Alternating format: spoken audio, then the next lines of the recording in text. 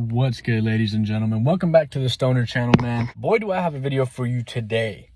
Today, we're going to be talking about a really sensitive topic in the stoner community, you know what I'm saying? And it's the topic of tolerance breaks. All right? So without further ado, man, let's get right into it. All right, so as I record this, I am 5 days in to my tolerance break, and I haven't smoked or ate an edible or anything. I haven't had any THC in 5 days, right?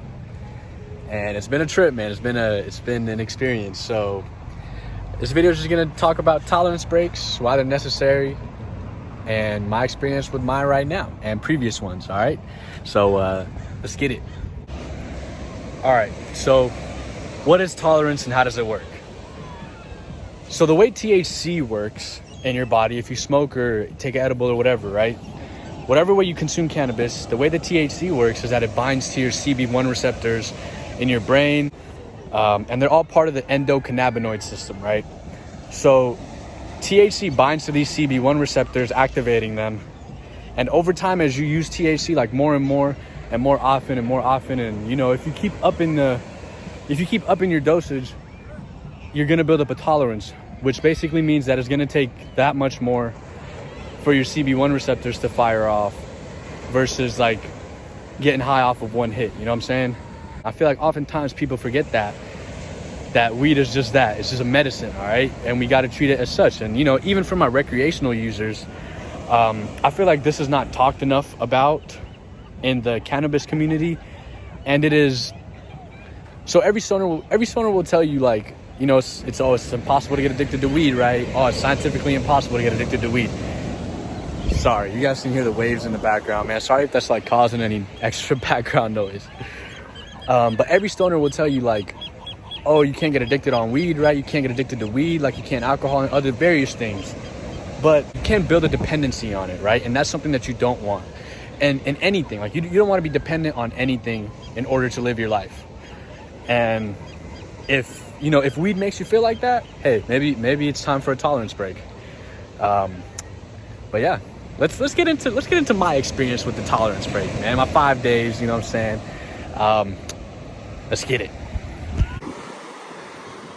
Quick little scene examination. Just catch the vibes real quick, man. Just catch the vibes, you know what I'm saying? There's just a decent amount of people here today. Beautiful Sunday here in Santa Cruz. And we're just here to catch the sunset.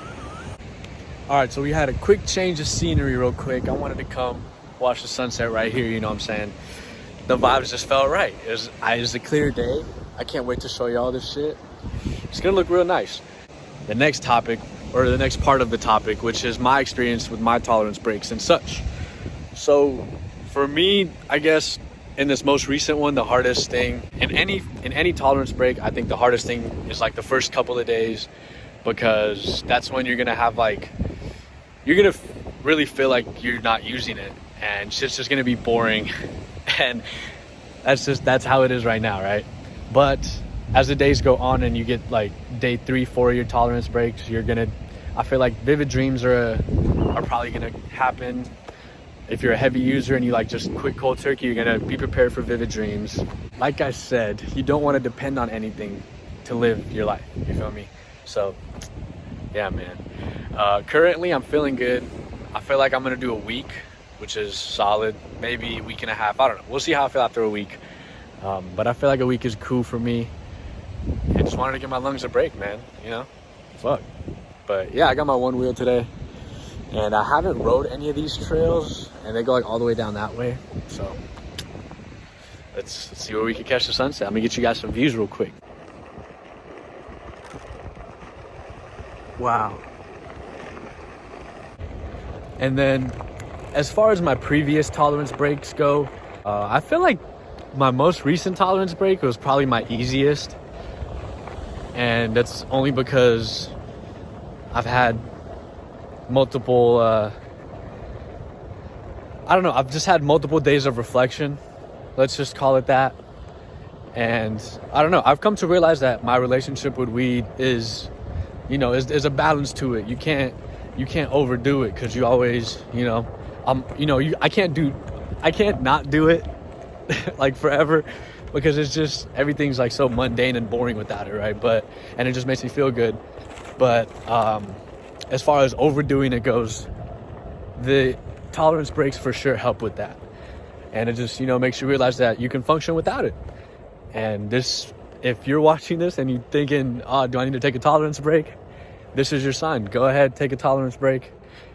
Even if you do like a weekend, you can achieve some solid results. And if you don't want to take a tolerance break, like, you can always try switching up your ways of consumption, or switching up what kind of strains you use, and different shit's gonna hit different. But in the words of the famous poet, businessman, entrepreneur, Nipsey Hussle, do your thing, just be safe with it. And that's me signing off, man. I'll see you guys in the next video. Man, absolutely ridiculous. But yeah, man, if you stuck around this long, thank you for watching. I love you. Please, please, please stick around for more content. And yeah, go back video coming soon. Let's keep it rolling, man. Let's keep it rolling. Thank you. I love you. I'll see you on the next one.